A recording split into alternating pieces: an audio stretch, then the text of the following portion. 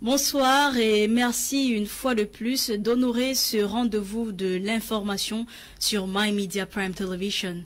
Ouvrons ce journal en allant dans l'est du pays où malgré l'annulation des parades et des manifestations publiques du 1er mai prochain, dans l'étendue, alors sur toute l'étendue du territoire national, les entreprises privées et publiques sont déjà en harmonie avec le thème de cette journée mondiale du travail. Dans ce contexte de la crise sanitaire, notre reporter Jean Didier.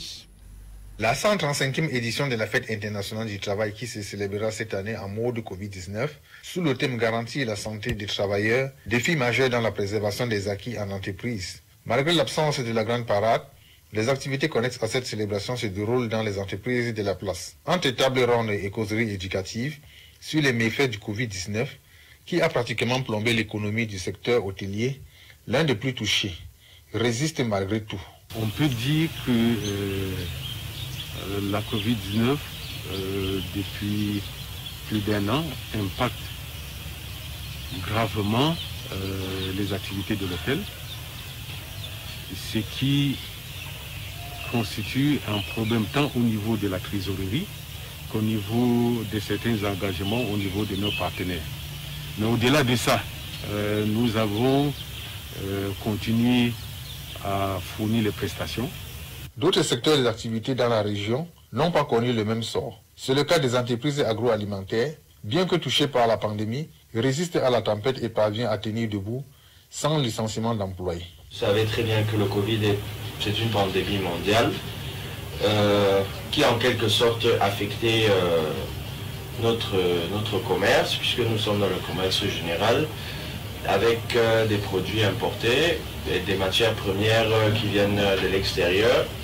Mais on tient le coup, on se bat, nous n'allons pas baisser les bras du tout. Nous n'avons même pas licencié aucun membre de nos collaborateurs qui travaillent au sein de notre structure, ni rien. Tout est comme si c'était avant, mais on tient le coup, on se bat. L'un des secteurs les plus affaiblis à ce jour reste celui de la sérigraphie. Ici, on constate des pertes qui s'élèvent à plus de 90% de la clientèle. Avec l'annulation du défilé, seules quelques entreprises impriment encore des t-shirts de cette journée. Ce n'est pas un secret, on ne travaille pas en cachette. On sait que tout est vide. Depuis l'année dernière, nous ne parvenons même pas à travailler pour 2 clients. Donc c'est vraiment une catastrophe. Les mots me manquent vraiment.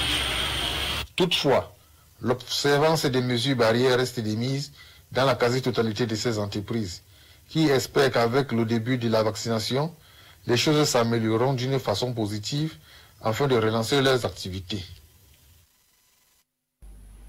En éducation, la ministre des enseignements secondaires, le professeur Pauline Nalova-Lyonga, a réceptionné hier 28 avril 15 000 tablettes dont de l'UNICEF et l'UNESCO qui rentrent dans le cadre de la stratégie déployée par les ministères de l'éducation de base et des enseignements secondaires visant à privilégier le numérique en cette période de coronavirus. Je vous propose de suivre ce reportage.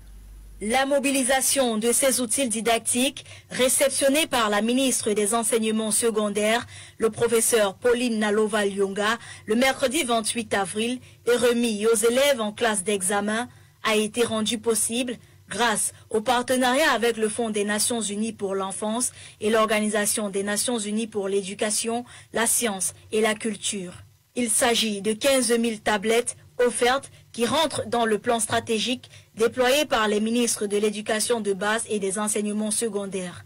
Ceci pour améliorer l'apprentissage des élèves. Le but, c'est vraiment d'améliorer, accélérer l'apprentissage et responsabiliser les élèves à un apprentissage autonome. Distribué dans 4 pays du continent africain et le Cameroun faisant partie, ce matériel survient au moment où l'apprentissage en ligne est mis en vigueur avec l'arrivée de la crise sanitaire qui touche fortement le secteur éducatif. Si le coronavirus perturbe, nous serons capables de faire nos travaux à distance à la maison. Pareil pour les élèves. La cérémonie de réception de ces outils didactiques a eu lieu au Centre d'éducation à distance de Yaoundé en présence des délégués régionaux des enseignements qui ont déchargé chacun la cargaison pour leur zone de compétence. À Douala 5e, la communauté musulmane a reçu un important stock de denrées alimentaires hier 28 avril pour la suite du jeûne, don offert par le maire de la commune de Douala 5e, Richard Mfengwang, à la mosquée centrale de Bonamoussadi. Plus de précisions avec Gladys Bomotongina. Les musulmans de la commune de Douala 5e ont reçu des dons en nature, à savoir riz, sucre et huile, de la part de leur maire, M. Richard Fongon, et de son équipe, hier le 29 avril 2021. En effet, suite à une descente préalable dans les mosquées, le maire avait remarqué la condition précaire dans laquelle ces populations musulmanes vivaient, d'où cette décision annuelle de les accompagner dans cette période de Ramadan. La symbolique, c'est une tradition pour nous d'accompagner la communauté musulmane chaque année lorsqu'ils sont dans cette période. Et vous savez, pour la commune d'arrondissement dont je gère, j'ai pu recenser beaucoup de mosquées et j'ai pu constater que dans ces mosquées, il y a beaucoup de personnes à accompagner. C'est pour cette raison que je viens aux côtés des imams pour mieux accompagner cette population. Par ailleurs, Richard Fongon n'a pas manqué de sensibiliser la communauté musulmane au respect des mesures barrières et sur l'importance à recevoir le vaccin contre le coronavirus. Le plus grand message que je les ai transmis tout à l'heure, c'est de respecter les mesures barrières édictées par le gouvernement et ensuite demander aux plus âgés d'aller se faire vacciner pour limiter la pandémie au milieu musulman. Le représentant des musulmans de Douala 5e salue ce geste annuel de leur maire à leur endroit et profite de cette occasion pour présenter les autres problèmes dont leurs mosquées font face au quotidien. Nous nous réjouissons que malgré le contexte difficile, Monsieur le maire a pu honorer cette tradition comme vous l'avez dit et nous voulons que ça aille au-delà d'une remise de dons, d'une opération de cœur, de générosité, mais que ce soit une occasion une fois par an que la communauté musulmane se retrouve avec son maire et nous profitons pour poser les problèmes qui nous tiennent à cœur, comme les problèmes d'éclairage, de sécurité autour des mosquées, les problèmes de reprofilage des routes avec la saison de pluie qui est en train qui a commencé. Et aussi on a des partenariats qui sont en hibernation à la mairie et c'est l'occasion de demander au maire de les réactiver pour l'intérêt de tous. Les populations de la commune de Douala 5e ne peuvent que se réjouir de l'intérêt que leur porte leur maire depuis sa première prise de fonction. Dans le cadre de la 3e édition de Impact Talks, une séance de formation s'est tenue hier, 28 avril 2021 à Aquapalace, séance de formation des cadres administratifs, une formation justement principalement basée sur le management ou alors le renforcement des capacités managériales. Je vous propose de suivre ce reportage de Dolingonde. Seated in their respective capacities, these are leaders from a cross-section of companies in and out of Cameroon receiving lectures during the 3rd edition of Impact Talks, a monthly workshop scheme aimed at promoting entrepreneurial productivity, as better told by the initiator, Roland Quemen. Impact Talks is a monthly leadership program conceived by Guide Africa. We are targeting middle and top managers that are working so hard to be performance. Unveiling under the theme, the 5 main Ds to success for an impactful leader, participants confess they are leaving satisfied and impacted. I just feel good because what we learn here tonight, we are just going to improve of what we do daily. And I am very happy to know that a lot has gone under the bridge in terms of professionalism, in terms of inspiration, and I think that the sky is still very much its limit. Besides the word-to-word dissemination methodology used, the use of outstanding figures, plus the projection of motivational videos have all been used to ignite the leaders. And to Roland Kamen, this is what this edition has been all about. The 3rd edition of season 3 of the Impact Talk was quite inspiring. The team, the 5 Gs, key to success, especially for those who are working hard towards impactful leadership. Wrapping up with a question and answer session, as well as snapshots, the middle and top managers have left in anticipation for the next edition come the end of May. Impact Talks, de la motivation à l'action. La population de Mutengene, précisément dans la zone du tribunal, a été appelée à fuir la haine et à vivre en harmonie. L'appel a été lancé par le préfet de Tiko, Boy Kava Armstrong, lors de sa visite inaugurale dans les 5 villages qui forment cette zone. Plus de précisions avec Kuma Honoré. The population of Mutengene have been called upon to bury their differences, talk peace, and forge ahead with love and harmony. The call was made by the divisional officer for Tiko subdivision, Bo Wikame Kava Armstrong, during a maiden tour to the 5 villages that constitute the Mutengene Court area. Mutengene, being a junction town, is one of the towns in the southwest region that has been highly touched by the socio-political crisis in the 2 English-speaking regions, with several persons losing their lives, some abducted, and others their homes burned. Reason why the DO's main message was to encourage the Mutengene population to love their neighbors and rebuild a spirit of trust for peace to return. The DO's first stop was at Bokwai village. Chief Robert Likembi Monono told the DO that Bokwai village is faring well, but for the increasing population of over 18,000 inhabitants, whose major problems are the absence of pipe-borne water, frequent light cuts, and the absence of a primary school. Mutengene is a conglomerate of 5 gazetted villages with their chiefs in succession, with their demarcations. Any right legitimate child must know his father's house. If somebody is showing your father's house, means you have to know your father's house. So there was a time there was some confusion here that nobody got this stuff.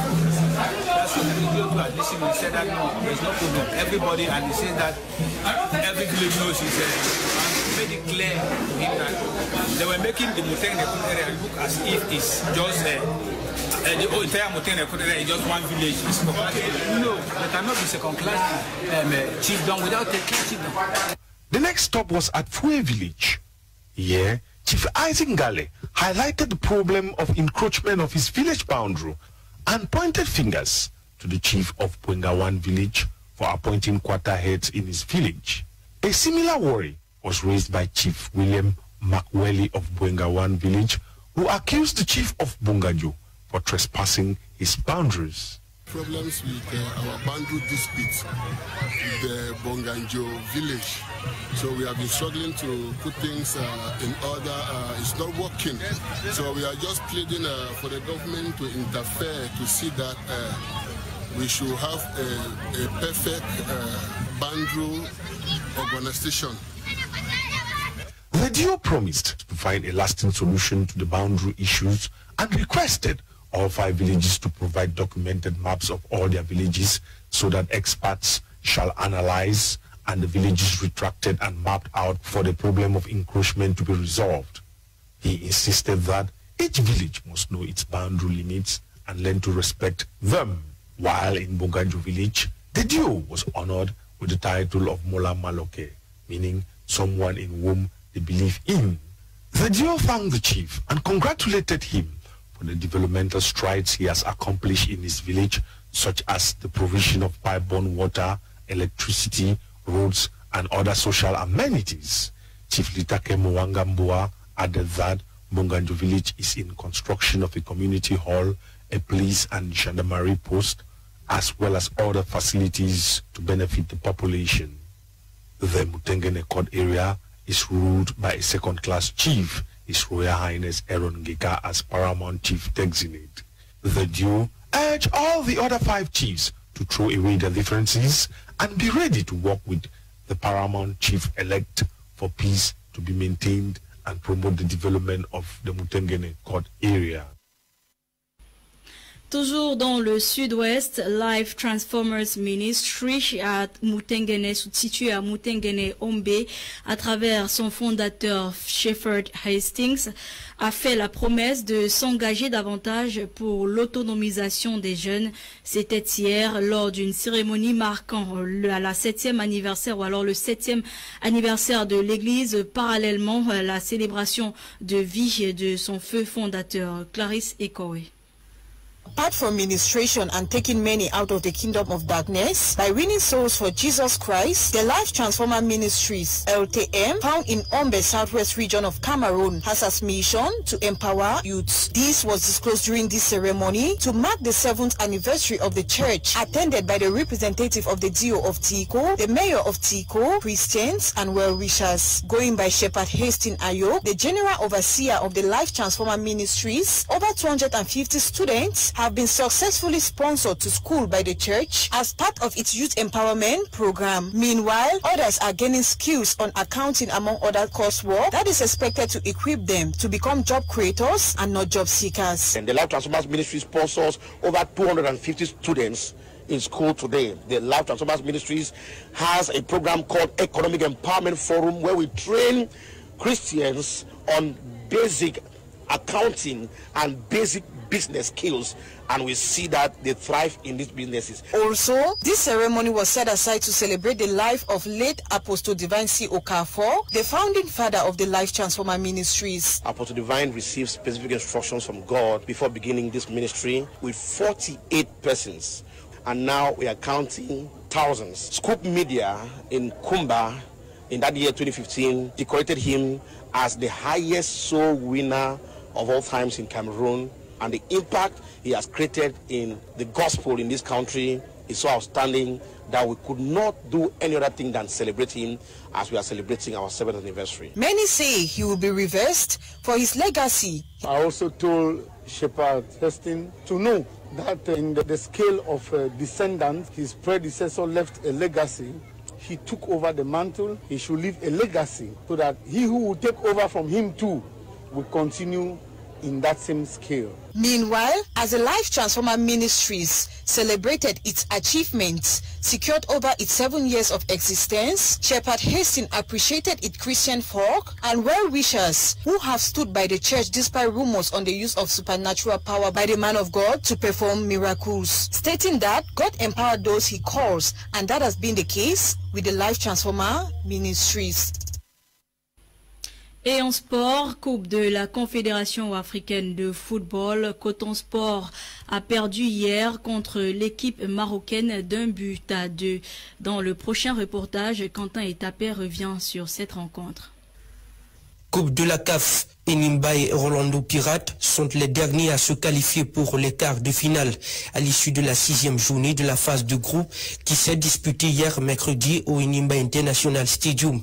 1-0, c'est le score final du match en faveur du club nigérian.